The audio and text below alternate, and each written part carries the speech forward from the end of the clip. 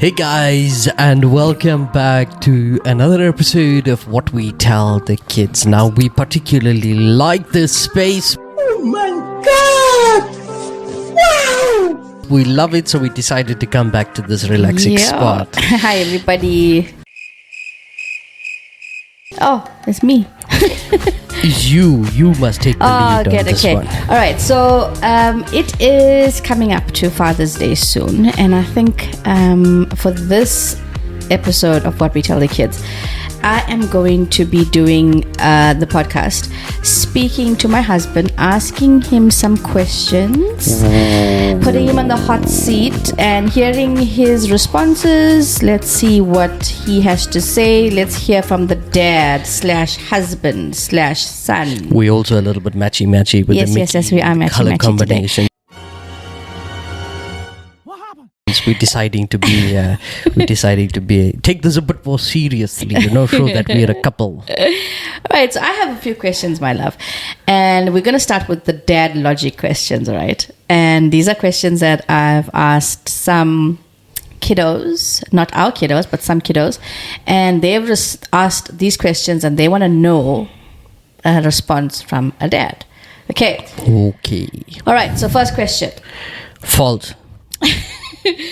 Why do dads insist on watching TV standing up for 20 minutes before sitting down? We have a lot of things going on, a lot of things going through our minds. Sometimes I just want to stand at the TV to catch the score and then proceed with whatever else I need to do. Often at times I've been found that I get so busy that I stand, eat and watch TV at the same time and then run away. It's just that we have a lot of stuff going through our heads. So I suppose that's an answer to that question. Okay, so if you ask the question, here's your answer. All right, and the next question. Is it true that every dad has their favorite chair, and why? Absolutely. The chair that I'm sitting on is my favorite chair. I feel like I'm Sheldon Cooper. What a noob. From The Big Bang Theory when I explained this, but it's just in perfect alignment to the TV. It has the most amount of comfort. It's not too hot in the summer. It's not too cold in the winter. It has a direct view through the windows in front of me of things that are happening behind me, so I always have awareness. I don't know what else more to say regarding this special chair, but there's a lot of factors and it's my chair. Don't sit on it. Thank you. I think you're joking, but great. This is a weird question because we don't have a lawn, so I don't know if I should ask you this, but let's just ask you anyway. Maybe you could answer from Dad's point of view. If your lawn had feelings, do you think it'd love you or fear you? My lawn would love me. However, we do have a grass patch and it is a stretch of grass which we have, and it would hate me because it grows in patches. It looks much more neater by removing all of the grass, and that's exactly what I've done. So I tend to kill the grass, remove it so that I have neatness within my garden. In a situation like Newcastle, if I was at Dad's home, I would treat the grass like a golf course and keep it trimmed. Okay. The next question is, what do you mean when you say, I'm resting my eyes? I'm resting my eyes. This doesn't apply to me because I don't fall asleep during the day, so I don't rest my eyes. I always found working, doing something or keeping my brain active, it's to my detriment because at night I find it hard to sleep. So when I do eventually rest my eyes, it's probably at about 2-3 o'clock in the morning. I need to see a doctor about that one. Okay, excellent. All right, so we've moved on from that one. I hope you kids enjoyed that one. I know there's a lot more questions, but I just can't get through it quickly We're saying enough. kids, but we most likely have adults watching us, but anyway. Yeah, I've asked a few people, okay. Next one, we have a... sorry. Dads don't say sorry. Joke. Okay, this one is husband humor questions. Husband humor questions. Yes, so the segment's called Husband Humor. What is the most creative excuse you've used to avoid doing something that your wife has asked you to do? That's on the list. I don't avoid it. But I do make very reasonable reasons as to why it can't happen immediately. For instance, if I require a part to make the part for the thing that you want me to fit onto a wall, and if I don't have A, B and C lined up, I'm going to tell you, and it's a fact, and it makes common sense. So there's never something that I avoid doing. Well, maybe diaper changes, but otherwise, when it comes to anything household related, I don't really avoid it. I just give you practical examples as to why I can't do it. And eventually, when I get to purchase the thing that I need to do the thing, then I do the thing. And it gets done quickly, right? All right. Thank you for doing the things, my love. Do you actually enjoy taking us shopping? I enjoy taking your shopping when it involves something that I need to buy. That sucks. But when I don't have any reason, and this would be like yesterday, for example, Sportsman's Warehouse, Durban Pavilion, I needed to go and grab a couple of foam golf balls, and because I had a purpose, I enjoy taking you there for your sucks. purpose. Okay. But otherwise, in general, I enjoy shopping when it involves food. So if I know that there's a lunch happening somewhere and we can go and have a bite to eat and we're not stretched for time and we can have the patience of enjoying a meal together as a family, I absolutely love shopping. Good. Gives me reason to spend money on something that's useful. Very insightful. Very insightful. Alrighty. Be honest. How often... I'm gonna lie. How often do you pretend not to hear something so you don't have to get up? Remember, I'm not asking these questions, hey? If you're a dad and you don't pretend to not hear a lot of things. This is the husband segment. If you're a husband and you don't pretend to hear a lot of things, then I don't know what kind of husband you are. But yeah, sometimes, and if you want me to be truthful, and I know I'm going to pay the price for this later, but yeah, sometimes I don't, yeah? So, sometimes.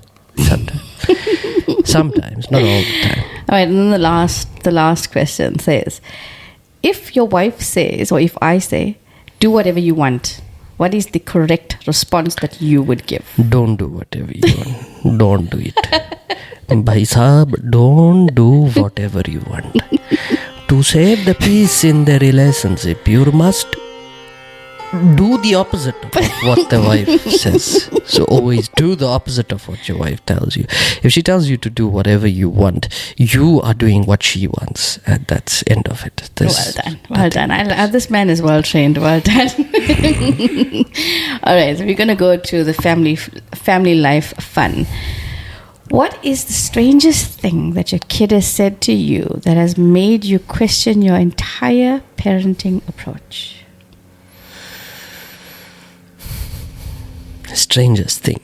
Okay, while you're thinking about that, I'm going to tell you about a little story that happened a while ago, actually. So we went shopping, right? We always go, we like to go quick runs to Pavilion because now it's our husband's favorite place to go. I say our husband because you're part of this podcast now, so we share our husband. So we go there, and now that he knows that he can get all his stuff from the Pavs for his for his golfing stuff, that's like the place that he wants to go to all the time. Wherever we say we go shopping, let's go to Pavs. So now we go there and we run around, and then I've noticed recently he's like disappears. He's gone. I don't know where he is. He says to me, no, he'll be back and he's coming now and whatever. And he needs to go to the loo. And the famous one is, no, he can't. He'll take the pram. Well, rather, I'll take the pram and then he'll just go the shortcut and get what he needs to get. Do I not know this man is running all the time to Sportsman's Warehouse? Now, he didn't tell me about the whole golfing thing until the last podcast we went live, isn't it? 2 episodes ago. 2 episodes ago. So now I've had to question now whether this man was actually seeing somebody in Pavilion all this time because he kept disappearing. Yes, and her name is Callaway and her name is Adidas. And, yes, and then he was busy doing his own research for golfing merchandise. So women, Oh, men seem to have their own little shopping. Yeah, but look, it's not just golf. It's anything that interests me other than standing and looking at makeup.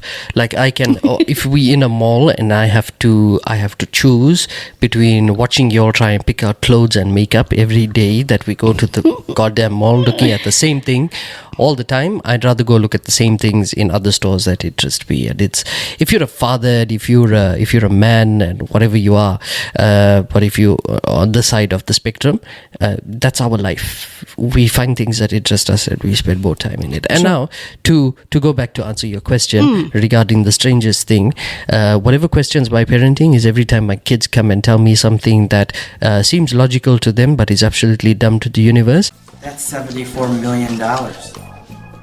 It's $1 million, Glenn. Yeah, in human dollars. All right, I have a cool one. If you had to have a superhero dad name, what would yours be? Bat Dad. Bat Dad. No. That's the first thing that came to mind. But anything that had Batman in it, that would be cool. I don't know. Batman Dad. Batman Dad. Better Dad. I don't know. What is the one dad skill that you are extremely proud of? Shouting. Very proud of shouting. And you know, when I raise my voice in the house, things can get done. And it's worse if I just lift my arms up, then things really get done. And yeah, I'm really proud of how much of discipline I can enforce through fear. That's not something good to be proud of, but you know what? It gets the job done and it teaches our kids. So, how do you balance being a husband and a dad without losing your mind? How do I balance being a husband and a dad without losing my mind? Being a dad, you need to know your place and your kids need to know their place in your life. Simple as that. Which means that there are restrictions and access points into how much of you they get to have. Quite simply, it must be wife time is wife time, kids time is kids time. Now, on a scale of 1 to I'm a superhero. I'm a sipo. On a scale of 1 to I'm a superhero, how confident are you at assembling toys without instructions? I'm an instruction-based person, so I think it would be slightly difficult for me to assemble it, but also not impossible. I'll give myself an 8. Great job. Without further help or assistance, and the reason why I say that is because sometimes as you grow older in life, you realize that one Lego piece is supposed to fit into another, right? Likewise, I don't know what else. A key is supposed to go in a door. If you look at things like that from a sensible position, you most likely are going to succeed at building anything.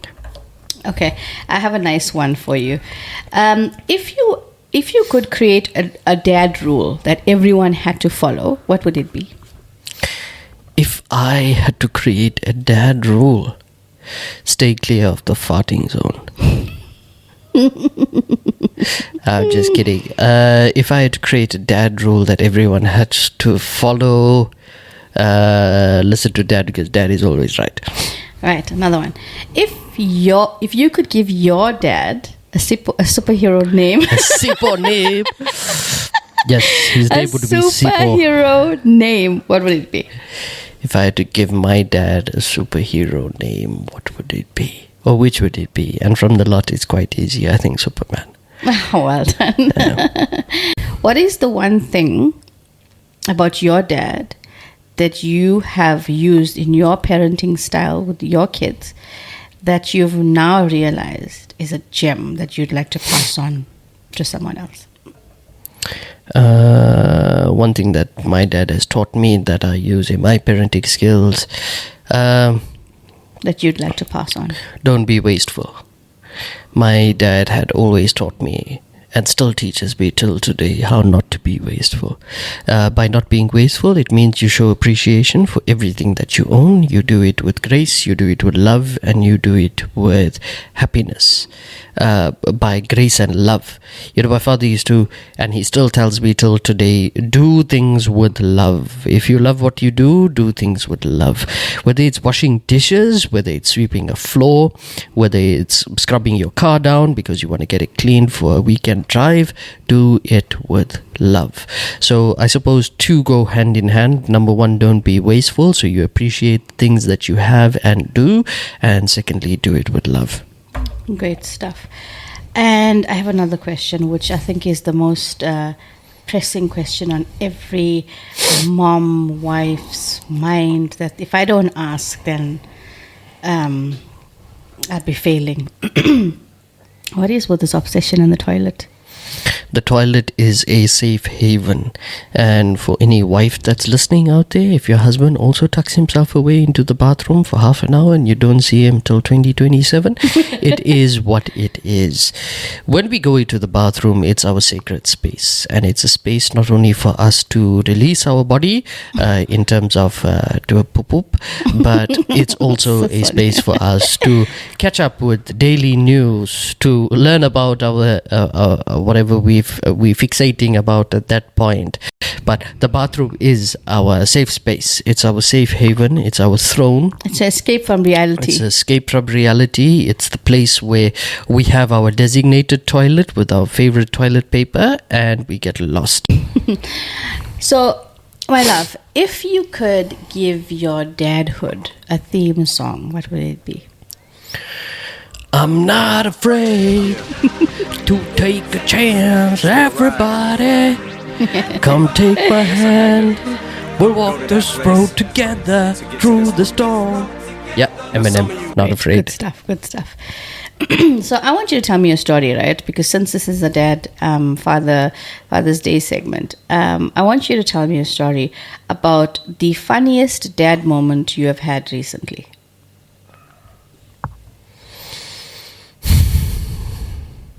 I had a fly that flew into my butt. Yeah, no. I had a bit of an accident within the bathroom recently. There was a fly that entered through the window, and instead of doing its normal thing, like annoying you by flying around everywhere, it decided to fly into the toilet bowl, and sadly I was sitting on top of it. So yeah, that was a nightmare. That is TMI, my love. Absolute TMI. Sorry. All right, and then what is your go-to excuse when you forget something important, like an anniversary or a birthday? Well, you don't forget these kinds of things. So I don't know if this question actually, if it does. You see, we have these incredible things called phones. So if you set reminders up on your phone and you make sure that it blares at you 3 days in advance, I'm sure there are. You're going to. I'm sure there are dads okay. and husbands out there that actually forget these things. Yeah, then sacrifice 1 hour of your time and go and put everybody's birth dates and things that are important to remember into your calendar and set a timer or an alarm for it. If you don't know how to do that, go to YouTube and figure it out, and you'll never forget anything. But if you ask me at the top of my head, I most likely would not be able to tell you. All right, and then one more for the memories is, can you just give us something from your memory box, a memory growing up with your dad that you absolutely treasure? Because I think there's some lessons that we learn from being parented that we use when we're parenting. Mm. So something that was a great value to you, that you remember clear as day, that probably irritated the hell out of you at that stage in your life, but then now you look back and you think it was for the right reason, or it was for something that actually worked out in your favor. You know what? Everyone will want to go back in time and find the happiest moments of their life. I want to go back in time and think about the times my father asked me to clean, or my father asked me to mow the lawn with him, or he taught me how to plumb for the first time. Not plum that you eat, plumbing. And those are the type of memories that I cherish. I remember washing dishes with my dad. I remember mopping floors and sweeping them with my dad. I remember gardening with him, even though I hated it. I remember mowing the lawn and learning how to push a mower across the grass. I remember these things as being more precious to me now by the discipline, the love he showed me, the affection that I got from doing a good or bad job from it. Because irrespective, even though I got shouted at if I cut the line on the grass a bit too skew, or if I didn't bring the right tool, and many kids would have that experience where you bring a spanner instead of a bloody plier, or you bring a haptic to be again. I'm going blank. You bring a long nose plier instead of a a screwdriver.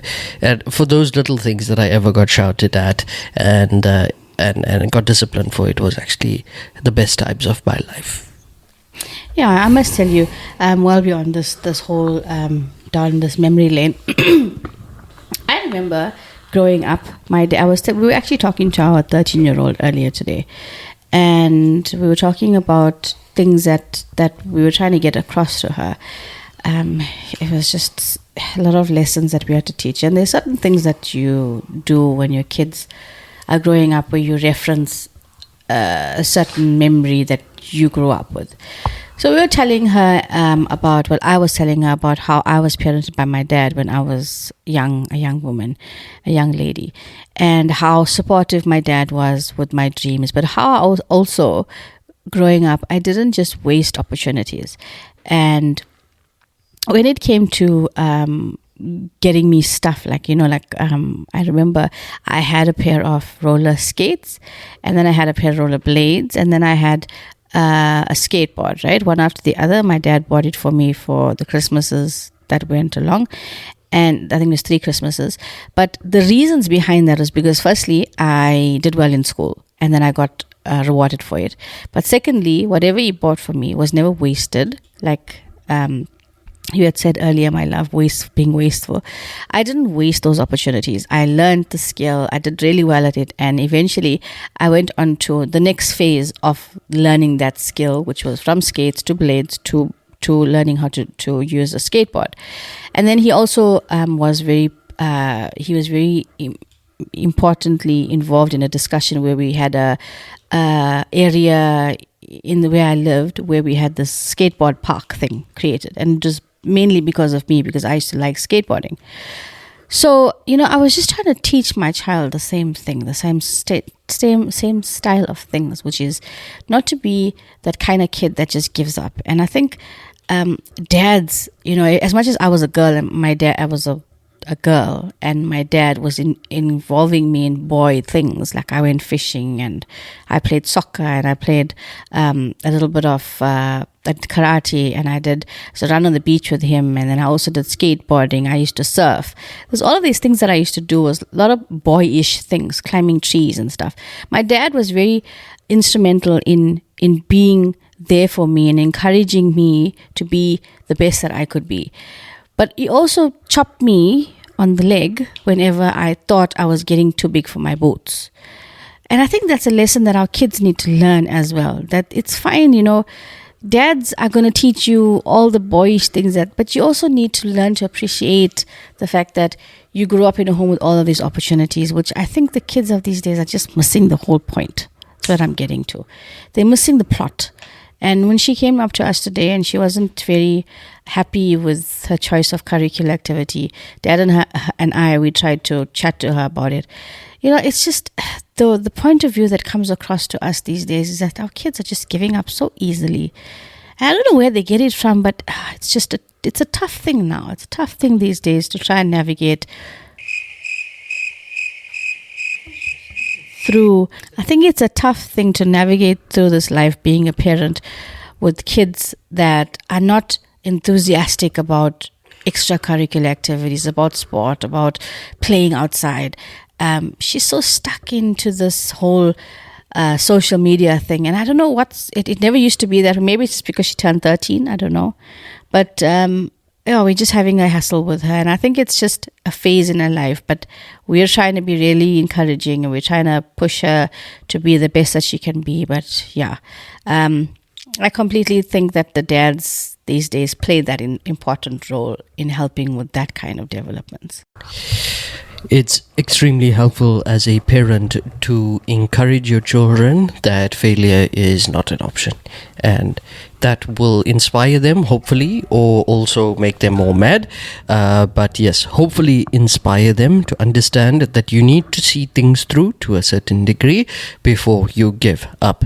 You can't attend 1 session, 2 sessions, or even 10 sessions of cricket training and give up on it because you haven't put in the hours to say that it is a true failure. See, there's always a hypothesis and you need to prove it. So, yeah. Okay, we're going to play a little game, my love. Okay. Yes, and the game is I start a sentence and you end it. Okay? Let's do it. Let's do it. Let's do it. All right. The one thing I wish came with an instruction manual is... Golf. Well, technically it does, but I mean, it's the hardest thing that I find right now. Just to get my swing corrected again after all these years of doing it wrong. Okay. When the kids are asleep, I usually... Work. The weirdest snack combination I secretly enjoy is...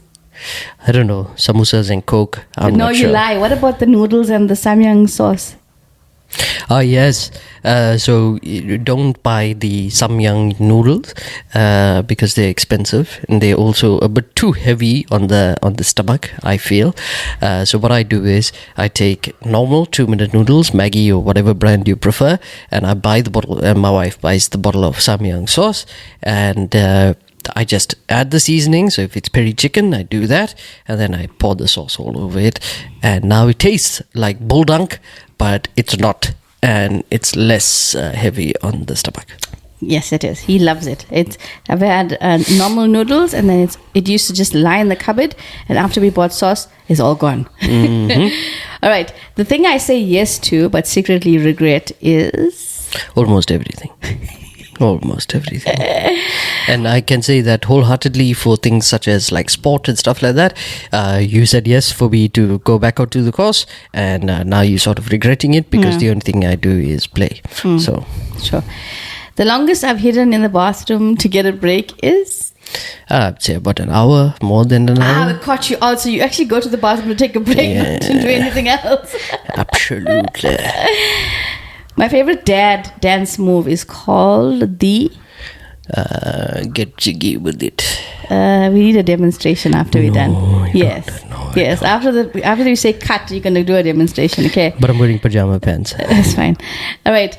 If I had a rand for every time I said because I said so, I would have... I'd be a millionaire. The most embarrassing thing I've done in front of the kids are... I haven't done anything embarrassing, but they always like to fart and blame it on me. You lie. You do that to them. My secret strategy for surviving a family road trip is... Be quiet. Be quiet, listen to the music, and just drive. And the thing I'm most proud to teach my kids...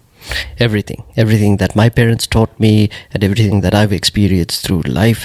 Remember, I'm not trying to mold my children into a version that my parents molded me into or taught me or whatever. At the end of the day, no matter how much I listened or did not listen to them, I still became my own person. So I give my kids that liberty, but that sort of push and direction is necessary. All right. Thank you very much, my baby. That was amazing. We are at the end. And that's it. That is it. But I just have one thing to share for what my dad has taught me that I want to share. He's taught me that patience isn't just about waiting. It's about what you do while you wait. It is about learning to smile in the hardest of moments. And it's about dancing in the rain and being the best that you can be, even when the odds are stacked up against you. And if you know my dad, which a lot of people that are watching this know, you would know that he was the most loving, amazing human being ever. And even though Father's Days come and go, and birthdays come and go. He is a memory that just remains because he was just so amazing, and we miss him and we love him. And to all the fathers out there, coming up Father's Day, I hope you get spoiled. I hope you get lots of hugs and kisses and gifts, and hope you don't get lots of mugs and socks, because I know you hate that. Yeah, no. I put a ban on it in our house. This whole mugs, socks, and all that. At some point, I had to call it nonsense. I don't appreciate it anymore. But shame, it's so cute, no, man. Yeah, it's thoughtful to you all, but I can't have a cupboard full of socks, right? To my dad out there, Dad, for Father's Day coming up on Sunday, I love you so much, and thank you for everything you've done for us, still do till today, and you're here in love, not just for me, but for my entire family, all of your grandchildren. We appreciate you. We love you wholeheartedly, and thank you for all of the life lessons that you've taught me, non-verbally and verbally, because both of which have contributed to the person that I've become. Dad, I love you and thank you so much. And to my Father in heaven, I love you very much, and I wish I had the opportunity to spend time with you on planet Earth, so that probably we both would have an excuse to get away from our wives, especially being on the golf course every Sunday. But since that's not possible, I know we will meet again in another life. So yes, thank you everyone. Happy Father's Day to all the dads out there. And just remember, from what we tell the kids, if you have socks, briefs and pajamas in your gift bags right now, I suggest get out the house and go and find something better. That's from a dad to you. Yes. So yeah, we and love moms, you. come on, moms, let's do Put better. some effort let's into do better. it. Let's be better. Let's try and let's teach our children to buy thoughtful gifts and to make gifts and to make memories. It's also easier just to ask. Yeah, if you don't even have to hint. Like, dads are easygoing. If you ask me what I want, I'm going to tell you, and I'm not going to be mean about it. I'm going to tell you what I want that's within your budget to buy, right? So especially for kids out there, I'm not going to ask you to buy me something that's like 5,000 rand, for example. But yeah, come in, ask. We'll tell you. We'll drop hints. Yeah, but dads are built differently these days. So thank you so much for joining us. Thank you for being here. Thank you. We love you. Bye. Bye.